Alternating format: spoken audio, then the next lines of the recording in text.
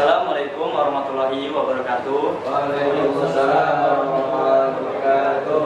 Baiklah anak sekalian, sebelum kita masuk ke pelajaran hari ini, kita berdoa, kita awali dengan doa dan silakan dipimpin oleh salah satu dari kalian. Ya, boleh saya memimpin, Pak? Silakan. Baik.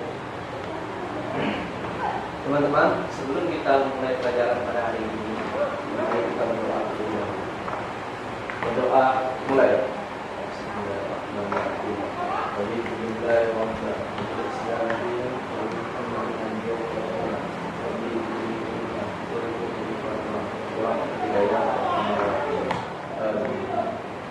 Alhamdulillah. Gimana kabarnya semua anak-anak? Alhamdulillah. Alhamdulillah Bapak sehat. Kita semua sehat ya, selalu amin. Sudah kita absen terlebih dahulu untuk Fikri Arnandi, hadir Pak, hadir ya. Kemudian Muhammad Fahrul Rizki, Hadir, Pak. hadir. Selanjutnya Yuriko Ade Muhammad Saleh, Hadir, Pak. hadir semua ya. Jadi tujuan dari pembelajaran kita hari ini yaitu diharapkan peserta didik dapat mendeskripsikan pengertian iman kepada Rasulullah SWT, dan peserta didik kalian diharapkan dapat menjelaskan kisah keteladanan Nabi Musa alaihissalam. Nah, sebelum kita mulai pembelajaran kita pada hari ini, Bapak ingin bertanya pada kalian semua. Waktu itu pertemuan sebelumnya Bapak sudah minta kalian untuk mencari informasi fakta-fakta tentang Nabi Musa alaihissalam. Nah, sekarang Bapak mau nanya kepada kalian, coba sebutkan fakta-fakta yang sudah kalian ketahui tentang Nabi Musa alaihissalam. Silahkan, mungkin Farul dulu. Ya, setahu saya sih fakta yang pertama yang telah saya pelajari itu Nabi Musa ini diutus kepada kaum Bani Israel. Ya, betul. Nabi Musa diutus untuk kaum Bani Israel. Selanjutnya, Yuriko. Yang saya cari sih Pak, Nabi Musa itu merupakan salah satu dari ulul azmi. Ya, betul. Salah satu ulul azmi.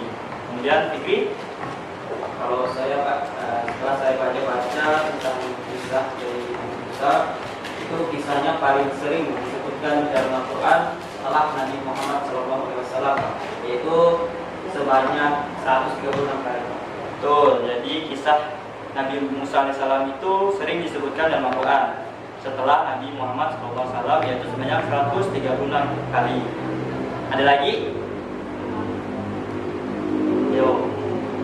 Ada lagi nggak faktanya? Oh iya Pak, kalau tidak salah beliau juga dijuluki dengan nama yaitu Kalimullah Pak. Ya, Kalimullah. Pak. Ya. Ini saya ada satu yang gagal nih. Apa itu? Pikiran saya. Apa sih Kalimullah, Pak? Ya, Kalimullah. Bagus pertanyaannya. Jadi Farul dan semuanya, Kalimullah itu adalah julukan yang diberikan oleh Allah, yang artinya orang yang diajak bicara secara langsung oleh Allah Subhanahu wa Ta'ala. Gimana, ada Pak? Farul dan semuanya ya. Terima kasih, Pak. Ya, sama-sama. Nah, diharapkan ya pembelajaran ini kalian bisa termotivasi untuk tidak sekedar mencari tahu kisah Nabi Musa saja, namun kisah para nabi dan rasul yang lain, dan juga dapat menerapkannya dalam kehidupan sehari-hari. Ya, Pak. Oke. Nah, tadi Bapak ada menyebutkan rasul. Nah, Bapak jelaskan nih rukun iman kepada rasul. Kita tahu rukun iman kepada rasul adalah salah satu rukun iman yang wajib kita imani.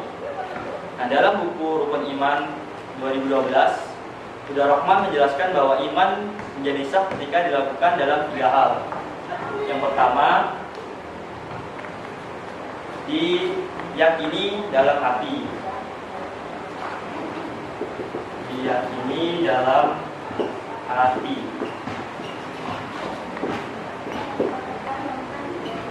Yang kedua, diikrarkan atau diucapkan dengan lisan. Diucapkan kalam lisan. Kemudian yang ketiga itu diamalkan dengan anggota badan. Diamalkan dengan anggota badan.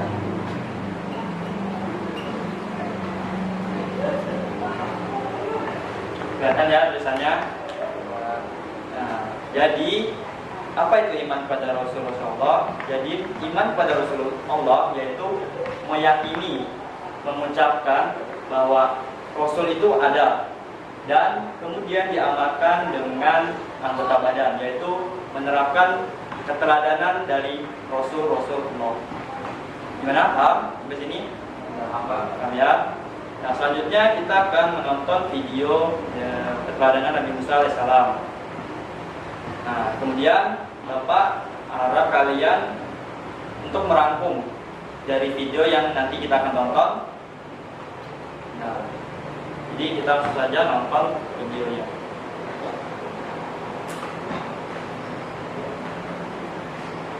Jangan lupa dirangkum ya, menonton sambil fokus.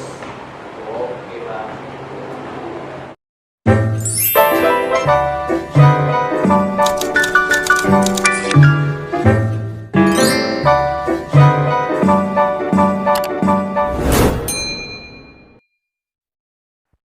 Assalamualaikum warahmatullahi wabarakatuh. Saya Nurma Budi Utami dari jurusan Pendidikan Agama Islam. Saya mahasiswi PPL UIN Raden Intan Lampung tahun 2020. Apa kabar semuanya anak-anak? Yuk kita langsung ke materi pembelajaran. Di sini Ibu akan membahas mengenai keteladanan Nabi Musa. Apa saja sih keteladanan Nabi Musa itu? Yuk disimak. Nabi Musa adalah putra Imron bin Yaskur bin Qahis bin Yakub. Beliau lahir di Mesir bertepatan dengan zaman kekuasaan Fir'aun yang terkenal kejam. Suatu ketika Fir'aun membuat peraturan agar setiap kali ada bayi laki-laki yang lahir di Bani Israel, maka harus dibunuh. Maka tidak ada sedikit pun yang tersisa kecuali Musa yang atas keadilan dan kekuasaan Allah. Musa selamat dari pembunuhan Fir'aun. Justru bayi Musa itu yang mendekati istana Fir'aun. Kejadiannya adalah setelah Musa lahir atas petunjuk Allah, maka bayi itu dibuang ke sungai. Bayi yang berada di dalam kotak itu akhirnya ditemukan oleh istri Fir'aun, kemudian diasuh dan dijadikan anak angkatnya. Setelah dewasa, Nabi Musa diangkat menjadi Rasul oleh Allah untuk berdakwah di negeri Fir'aun yang zalim. Karena Fir'aun menentang perintah Allah, maka Nabi Musa diperintahkan untuk menaklukkan Fir'aun. Akhir kisah Nabi Musa dan Fir'aun ini adalah musuh Allah itu mati tenggelam di lautan, yang sekarang terkenal dengan Laut Merah. Pelajaran yang kita ambil dalam keteladanan Nabi Musa, di antaranya adalah, yang pertama adalah sikap pemberani. Sikap pemberani, keberanian Nabi Musa saat berdakwah kepada penguasa Mesir atau Raja Fir'aun agar kembali ke jalan yang benar dengan hanya menyembah kepada Allah Subhanahu wa Ta'ala. Yang kedua adalah rajin dan tekun dalam belajar. Keteladanan yang paling penting untuk dimiliki semua siswa dari Nabi Musa adalah ketekunan Nabi Musa pada saat menuntut ilmu kepada Nabi Khidir. Yang ketiga adalah sikap suka membela yang lemah. Masih ingat saat Nabi Musa masih tinggal di istana bersama Raja Fir'aun? Beliau menjumpai perkelahian antara keluarga istana dengan rakyat biasa dari Bani Israel. Nabi Musa melihat sikap kesewenang-wenangan keluarga raja, maka beliau justru membela rakyat yang lemah. Akhirnya secara tidak sengaja Nabi Musa membunuh keluarga Raja Fir'aun tersebut. Nah, demikianlah materi penjelasan dari Ibu tentang keteladanan Nabi Musa. Sekian, terima kasih. Wassalamualaikum warahmatullahi wabarakatuh.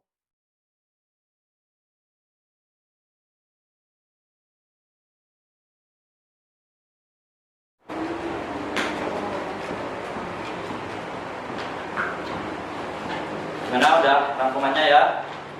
Nah, selanjutnya dari rangkuman yang kalian sudah dapat, kalian rangkum tadi itu dari videonya, Bapak pengen kalian membuat 3 pertanyaan dari rangkuman yang tadi buat. Bapak beri waktu 3 menit, jadi satu soal 1 menit ya.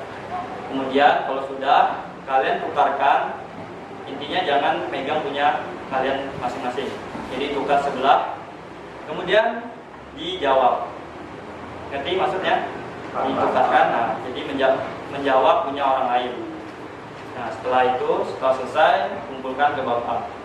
Jadi sekarang kalian boleh mulai untuk membuat pertanyaan. 3 menit.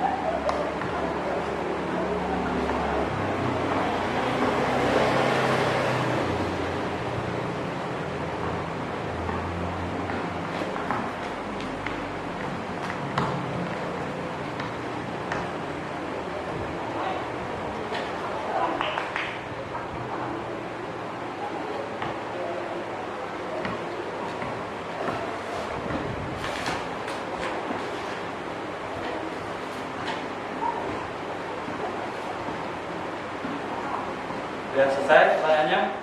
Kalau sudah selesai, boleh diberikan kepada teman dan langsung dijawab pertanyaannya.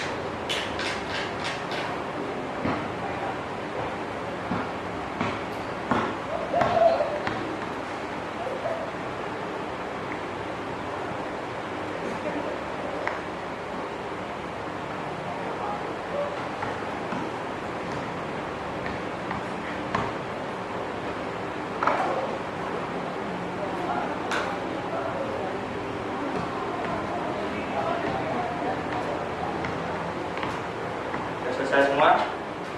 Belum? Semua ya. Sudah dikumpulkan? Bapak dengan satu.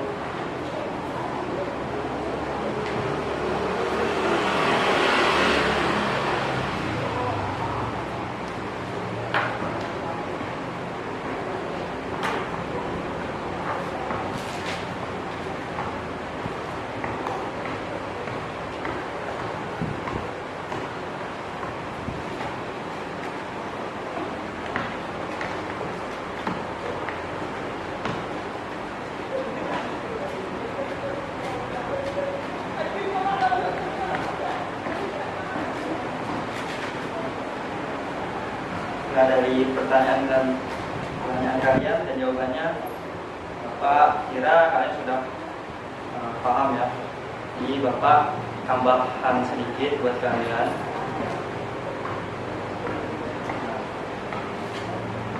Sifat-sifat Nabi Musa yang dapat kita teladani. Yang pertama diantaranya pemberani dalam menyampaikan kebenaran. Kita tahu bahwa Nabi Musa tidak gentar untuk menyampaikan kebenaran meskipun ancaman nyawa. Kemudian selanjutnya taat kepada Allah. Dia tetap menjalankan perintah Allah itu dalam tekanan ujian yang sangat berat. Selanjutnya ketekunan dalam belajar. Keteladanan dari Nabi Musa yaitu dalam menuntut ilmu kepada Nabi Khidir. Beliau diperintahkan oleh Allah untuk menuntut ilmu ke tempat yang sangat jauh dan dituntut untuk lebih sabar. Kemudian sikap suka membela yang lemah. Ketiga, Nabi Musa AS tinggal di istana Raja Firaun dan mendapat pertengkaran antara keluarga kerajaan Firaun dan rakyat jelata dari Bani Israel. Beliau justru membela rakyat jelata dari Bani Israel yang lemah. Kemudian sabar dalam berdakwah. Jadi meskipun Raja Firaun yang membunuh orang, yang tidak pandang bulu lah, menyiksa, namun Nabi Musa AS tetap berdakwah dengan cara yang halus.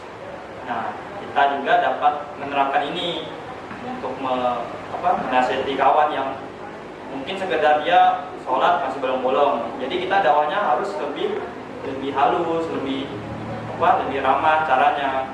Sedangkan Nabi Musa saja mendakwahi Raja Firaun yang hobinya membunuh orang itu dengan cara yang halus, yang baik. Jadi kita harus bicara yang halus ya. Nah, kemudian dari sini ada yang masih belum paham, ingin ditanyakan tentang materi kita pada hari ini, keteladanan Nabi Musa. Ya Pak.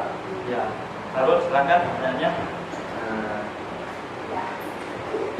Kenapa sih Nabi Musa itu sering disebutkan dengan Al-Quran? Terus apa tujuan Nabi Musa diutus kepada kaum Bani Israil? Kenapa Nabi Musa sering disebutkan dalam Al-Quran dan apa tujuan Nabi Musa diutus? Nah, jadi Bapak jawab dengan satu ya, jawabannya. Nah, kisah Nabi Musa AS ini disebutkan dalam 4 surah. Yang pertama surah Al-Baqarah, Al-A'raf, Toha, dan Al-Qasas. Nah, dalam surah Al-Baqarah yang 47, nah, umat beliau Bani Israel ini adalah umat yang sangat afdol di zamannya, yang paling afdol. Yaitu dalam surah Al-Baqarah yang artinya, hai Bani Israel, ingatlah akan nikmatku yang telah aku anugerahkan kepadamu, dan ingatlah pula bahwasanya aku telah melebihkan kamu atas segala umat. Kemudian dalam surah yang lain, surah Al-Imran ayat 110, Allah menjelaskan bahwa umat Nabi Muhammad SAW, kita umat Nabi Muhammad ini adalah umat yang sebaik-baik umat yang dikeluarkan untuk manusia.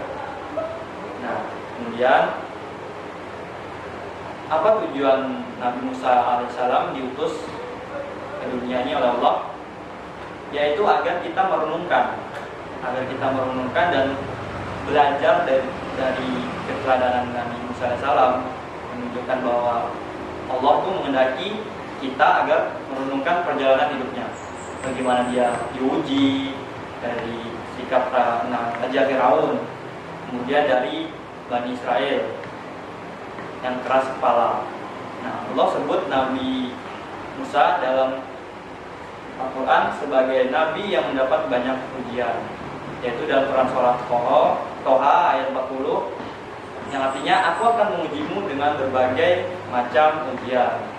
Nah, ujian yang dialami ini bukan ujian miskin, sakit, tapi ujian dari kesabaran, dari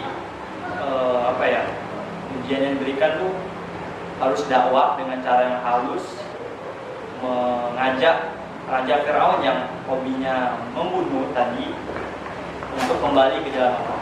Ini ujiannya gimana, saudara Arba? Terima kasih Pak. Itu tadi ya materi kita keberadaan Nabi Musa alaihissalam. Semoga kita dapat menerapkan keberadaan Nabi Musa alaihissalam. Semoga sebelum kita menutup pelajaran kita hari ini, Bapak sudah menyiapkan tugas rumah untuk kalian. Jadi kalian tolong dikerjakan sebaik mungkin. Ini berikan satu-satu tugas rumah, kerjakan, dikumpulkan di pertemuan berikutnya.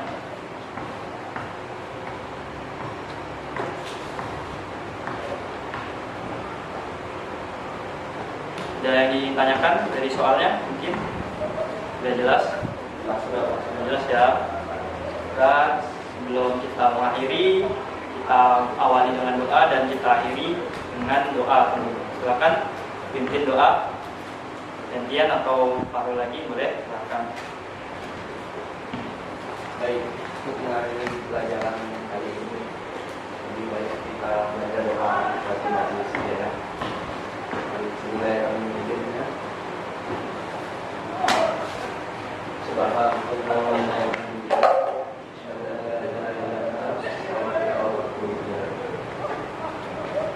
Teman-teman duduk siap. Beri salam. Terima kasih Pak. Sama Nana, baiklah. Mohon maaf bila ada kata-kata salah dari Bapak. Semoga yang Bapak sampaikan bisa bermanfaat untuk kalian dan untuk Bapak sendiri. Sudah saya Bapak akhiri. Assalamualaikum warahmatullahi wabarakatuh. Waalaikumsalam warahmatullahi wabarakatuh.